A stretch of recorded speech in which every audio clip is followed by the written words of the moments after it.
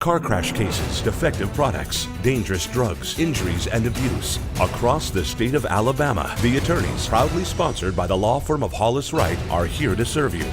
Your tough legal questions answered by our experts. The attorneys with Josh Wright from the law firm of Hollis, Wright, and host David Lamb.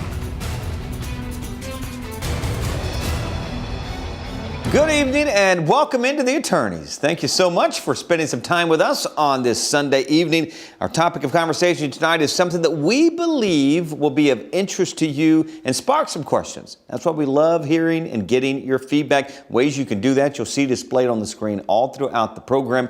We have a panel of experts ready to talk about it, but chances are it's going to spark a question and we'd love to get some feedback from you. Also, attorneys from Hollis Wright standing by live all throughout the show tonight. All you have to do is, again, follow the number and the info there on your screen, and you can have a conversation with an actual attorney, off-air, free, confidential, so take advantage of that opportunity. Leading our conversation, managing partner of Hollis Wright, Josh Wright. Good to see you, sir. You too. How you doing? I'm good. Are you getting used to our new digs? You feel at home yet? I am. It feels really at home, and I feel real at home, and it's a nice little change. It's been fun. It is a nice little change. Like I said, we got some neat things coming in 2019 that we won't disclose yet, but they're coming. It's going to shake the show up a little bit and make it even better than it has fresh. Been. 100%. All right, so we're talking tonight about alcohol-related injuries, and that falls under the cloak, if you will, legally, of an area called Dram Shop litigation.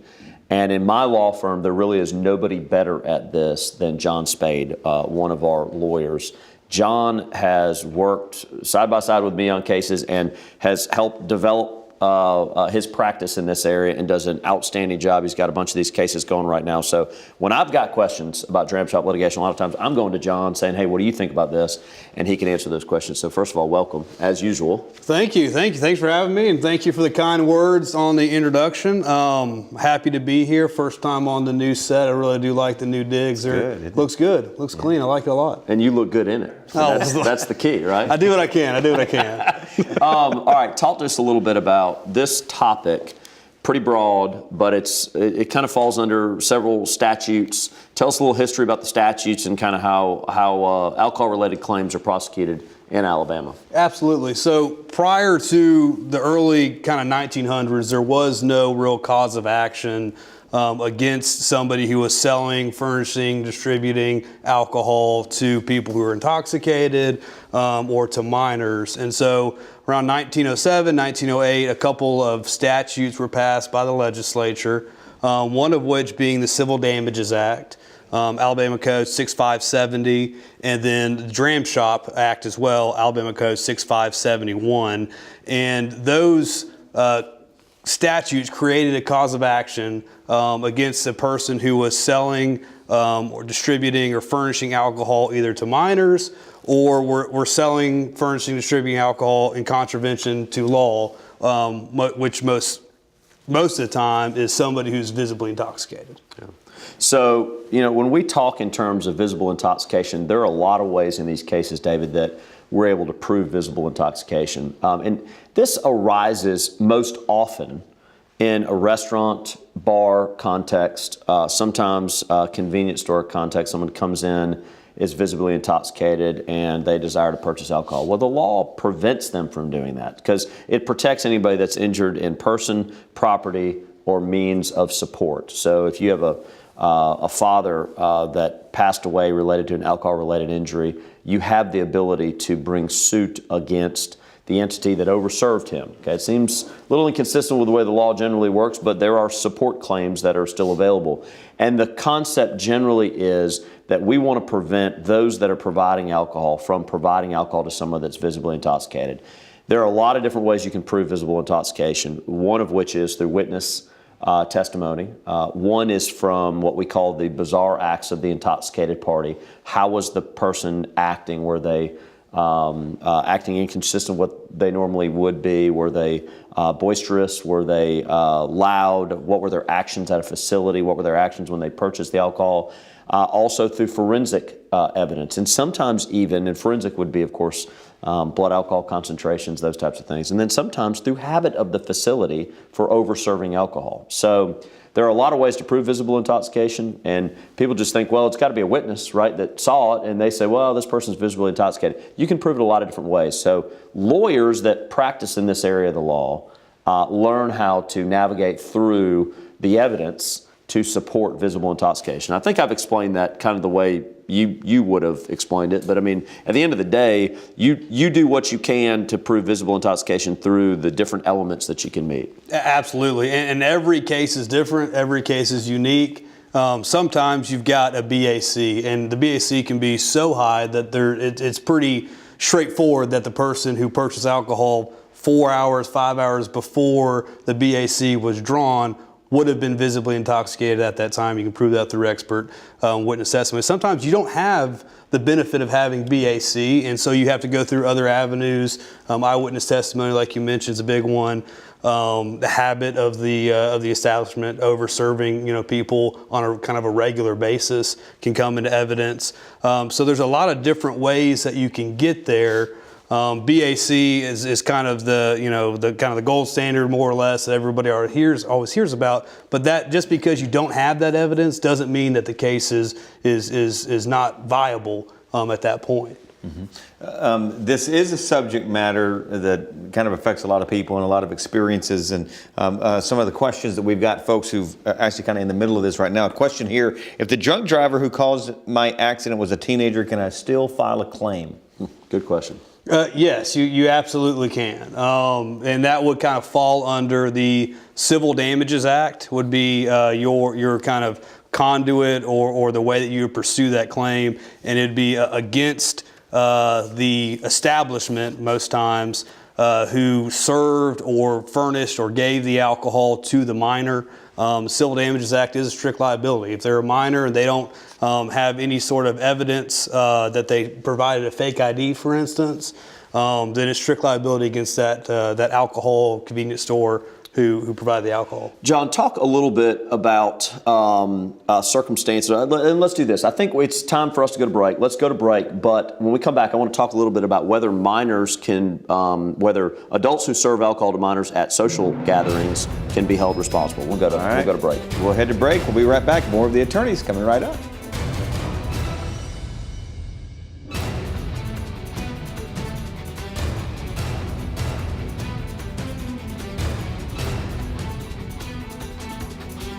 I'm Josh Wright with the law firm of Hollis Wright, a personal injury law firm. Thank you for watching The Attorneys. Now, we hope you, a friend, or a loved one never needs legal counsel for a case. But if you do, the goal of the show is simple: provide answers and legal counsel when you need it the most. Your call to the show is free, so if you have questions specific to the show or related to other accident or injury-related topics, you can call, email, or text us. Or you can also follow us on Facebook or Twitter, or simply contact us by going to hollis-wright.com and click on the Contact Us link. We know your time is valuable, so thank you for spending it with us watching The Attorneys.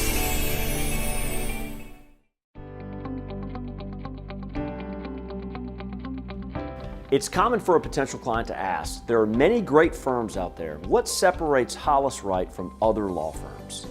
My response is generally to talk about the strengths of our law firm in handling cases throughout Alabama and the United States.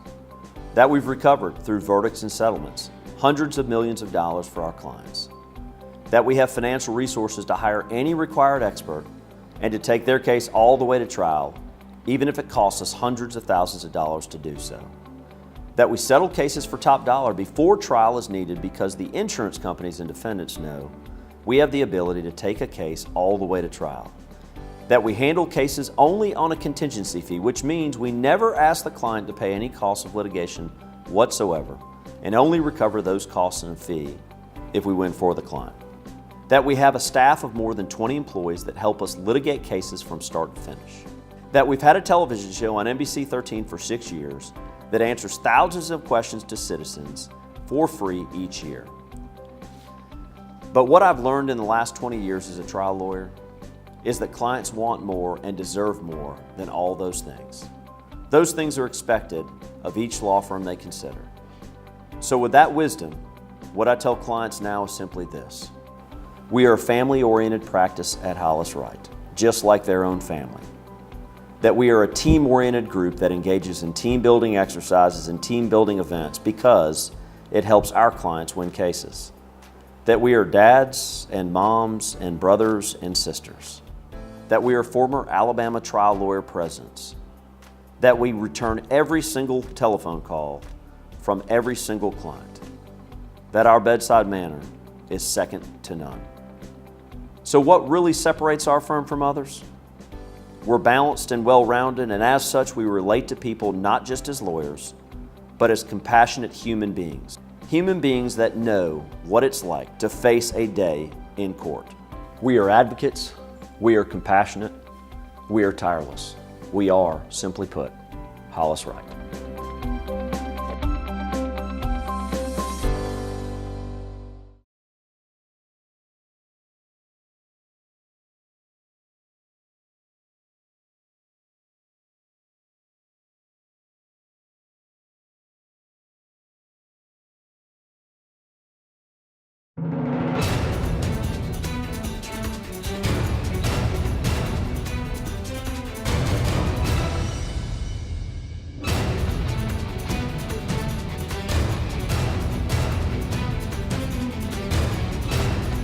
Welcome back into the Attorneys. Don't forget, just before we head back to our conversation tonight, that attorneys from Hollis Wright standing by live to speak with you. Free, all-fair, confidential conversation is yours for the taking, so take advantage of that opportunity. Josh? So when we went to break, I was talking a little bit about social gatherings, like at a residential house where someone's providing alcohol.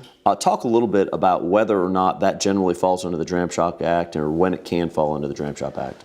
You can have a claim when you're talking about a social setting, you're hosting a party, Christmas party, New Year's Eve party, whatever, and you're supplying alcohol to your guests. There can be liability there, and usually it's under the homeowner's policy is who you'd be making the claim against. So you can have liability in that situation, a social setting, even outside of the traditional sense of, bars, convenience stores, that sort of stuff. Right. So how do you protect yourself if you find yourself in that situation, you're hosting a party like that? Absolutely. The biggest thing is make sure everybody who is drinking or consuming alcohol is 21 and that minors are not being served. Second off, kind of think on the front end, try to have some cabs or Uber or Lyft or some sort of rideshare transportation available for people if they do drink a little too much at the party. And then kind of third is, keep kind of a general tone on the party and make sure that somebody who might become a little bit rambunctious or seems that they're overserved, that they're not continuing to consume alcohol if they've had a little bit too much to drink. And primarily that falls into the category of serving minors at those establishments. That's generally where someone gets in trouble. You're not generally going to get in trouble in circumstances where you've got a bunch of adults that are consenting to alcohol. There are some limited circumstances, as John mentioned, where you could be held responsible, but primarily it's when you're serving a minor, and that's a no-no. That's where you get yourself in trouble, and that's when you can get yourself sued without question. Question we've got here, can the driver of a vehicle sue the bar for their own intoxication? The driver of the vehicle, no. But there still could be a dram shop component, and we look at these all the time, and that's why it really is important to go to an attorney who is well versed in this area of law, because there could be a claim. It's anybody who's injured in person, property, or means of support. So the passenger in the vehicle might have a claim if they suffer personal injuries as a result of the intoxication of the driver. So that person might have a claim. But also the family members and dependents of the driver might have a claim against the establishment if they're overserved or if they're a minor and they're served alcohol. So the driver themselves would not, but there still potentially could be liability there for some other parties who are injured in different ways. And the policy really behind that, David, is really pretty fundamental, and that is that if you're going to voluntarily consume alcohol and you're going to get yourself intoxicated, you can't go bring suit against somebody that caused that intoxication because you voluntarily made that judgment call. However, there are circumstances where those that you provide support to may still have those claims. This comes up most prevalently in the legal world, this dram shop litigation concept comes up most often with drunk drivers that cause injury to innocent individuals. There are circumstances, as John mentioned, that we see a lot, which is someone gets in the car with somebody that was overserved. They may not be making the best judgment calls themselves because they have too been drinking, but they were smart enough not to drive, and they get in the car with somebody who has been drinking, and they have an accident, and the person that was drinking was overserved. So there are circumstances when that happens too.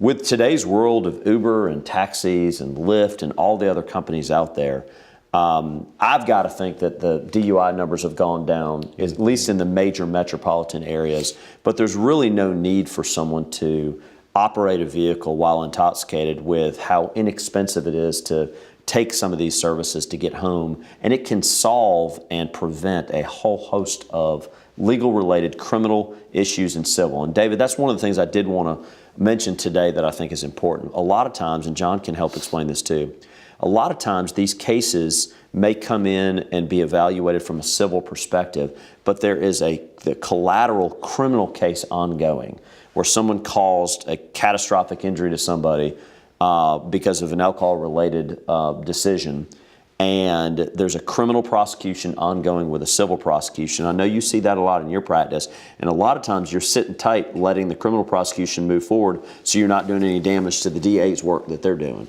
Absolutely. A lot of times the civil will kind of take a back seat, and they'll stay those proceedings until the criminal gets wrapped up. You've got different standards of proof that are associated with a criminal case versus a civil case. But a lot of times the criminal case, we can use some of the evidence, or if there is a finding of guilt in the criminal arena, to kind of piggyback off of that in the civil context. You've got the lower standard of proof in a civil context versus a criminal. So you've got these two kind of interplays in between the two court systems.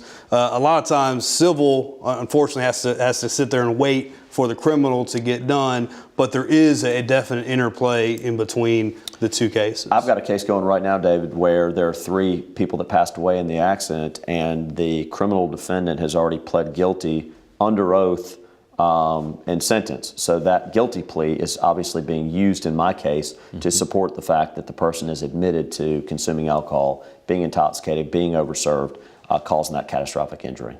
All right, let's step aside here. Okay. We'll take a break right here, our final break of the evening. We'll come back up. We'll pick up the conversation right here as we step aside. A reminder, Hollis Wright does an incredible job on social media of informing and educating folks. You can find them all, Twitter, Instagram, Facebook as well. Check them out there. Just search the term Hollis Wright and you will find them. They're a great resource to learn more about the legal system and some legal news and notes. Stay tuned. We're coming right back. More of the attorneys right after this short break.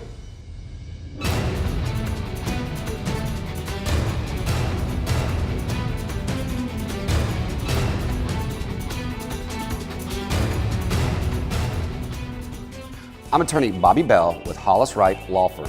In today's world, social media is all around us. It is common for many people to post on social media regarding their life and activities on a daily basis. Facebook, Instagram, Twitter, and similar social media are a great way to stay connected to others and to share your experiences and thoughts. Some seemingly innocent social media posts, however, can have devastating effects if you're involved in litigation, especially in a personal injury claim, a contested divorce, or a child custody battle. Courts regularly allow adverse parties access to the other side's social media accounts, allowing relevant posts to be presented as evidence. These rules have allowed social media to become a hotbed of information in the litigation world. In fact, we are seeing more and more preservation orders issued by courts requiring you to collect and save any and all social media activity. Therefore, it's advisable that even before there's litigation, lawyers should advise their clients that social media content may be discoverable. Here are a few helpful tips.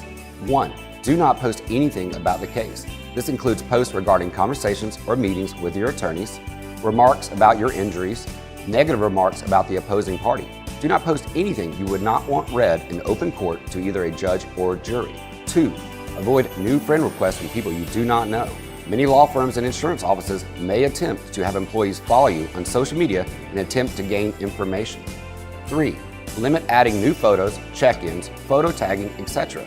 Seemingly innocent posts may be used against you. Regular check-ins at restaurants, parties or other events with friends can cast doubt on any claims of loss of enjoyment of life, pain and suffering, or emotional distress, since you appear to be living life as usual. 4. Increase your privacy settings. Many social media sites frequently update and change their privacy settings. In the litigation context, it is possible you may have to preserve and present anything you posted. Therefore, we encourage you to be smart and careful when using social media. Please remember, your call, email, or text to the attorneys is free. All of us at Hollis Wright want to help answer your questions on real issues you face. Remember, a competent lawyer will respond to every question you send in. That's our pledge and promise to you. Thanks for watching The Attorneys on WBTM 13.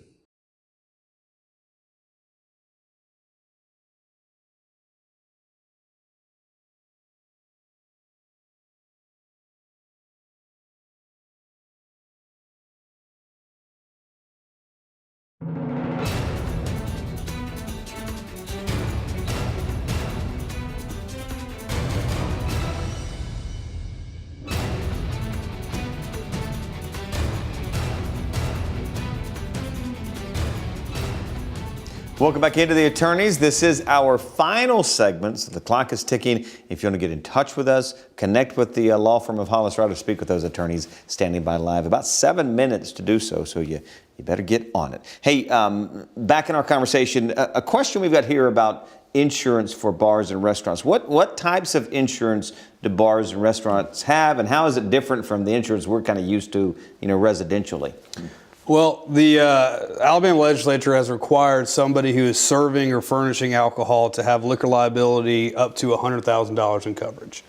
While that might be the kind of initial bar, there are some other insurance coverages which may apply, a CGL or commercial general liability policy, some excess coverage, umbrellas, but those would be applicable to the bar themselves. The state minimum is $100,000, and while that might seem like and sound like a lot of money and a lot of coverage, most times when you're dealing with these types of cases, the injuries are usually pretty catastrophic. I'm talking about a head-on collision potentially with somebody who doesn't apply the brakes at all, and it can be a very big impact, which can have life-altering effects for the person who's in the other vehicle. So while the $100,000 is good, and that the state requires that, it might not be enough to compensate the injured victim. And so in working through the case, we try to access, if we can, depending on the injuries, other layers of coverage. First of which being the drunk driver's insurance on the vehicle that they were driving at the time. If that is not enough to compensate the injured victim, then they could also make a claim against their own insurance for the vehicle that they were driving or any other household vehicles that they may have. That's under their uninsured and underinsured motorist coverage. So if the other driver has no insurance on their vehicle, they can make an uninsured motorist claim on their own policy. Or if they don't have enough coverage, then they can make an underinsured motorist claim on their own coverage. So you've got different layers that you need to work through and that you need to know that are out there when it comes to making a claim. The state minimum for bars, restaurants, convenience stores is $100,000. We have, our firm is able to market that we have been to the ABC board and we have lobbied the ABC board and ultimately the legislature to try and increase the minimum limits, which are the $100,000 limits in Dram Shop cases, to try and get insurance increased. We continue to work in that area, in that arena, because we do a lot of these cases and we believe it's important for people to understand that alcohol-related injuries generally are involving catastrophic accident or catastrophic injuries, right? So we're not talking about minor fender benders very often. We're talking about high rates of speed. We're talking about violence in restaurants and bars. We're talking about things that cause real damage. So we continue to lobby the ABC board to try and increase those limits, and we'll continue to try and do that. We've actually been able to change some of the regulations over the years, and we'll continue working on that. One of the things I want to ask you, though, John, is what happens in circumstances where let's say it's an auto-related Dram Shop case, somebody refuses to blow. There's no blood test done. There's no forensics from a blood alcohol concentration. Is that person's claim over, or can you still present a claim if you were an injured victim in that circumstance? No, you certainly can still pursue a claim, and we kind of touched upon this in the beginning in the first section. We would love to have that BAC or the breathalyzer as evidence to show the intoxication, but just because that evidence doesn't exist doesn't mean particularly that the claim is dead or is over. And I think the person who is injured in that situation should know that if the driver refuses to blow, for instance, they're facing some stiffer penalties than if they would blow. For instance, if you refuse to blow, you could lose your license for 90 days. And if you're subsequently convicted, you could face harsher penalties if you refuse to take the breathalyzer immediately after. So, but to answer your question, no, that does not mean the case is dead. We can go through some different avenues, one of which is experts is a big one. Before we go, because I know we're getting close, John, will you just talk for a moment about expert witnesses and why it's important to go to a lawyer to get an expert in these cases? Well, evidence in these situations is vanishing at a rapid rate, so you need to get an attorney involved early so they can preserve that evidence. Say you do have a BAC that's taken, 6 hours after the person left the establishment. We can retain an expert who can extrapolate backwards from the date that the BAC was drawn back to their last drink, and they factor in body weight, how much that person consumes alcohol.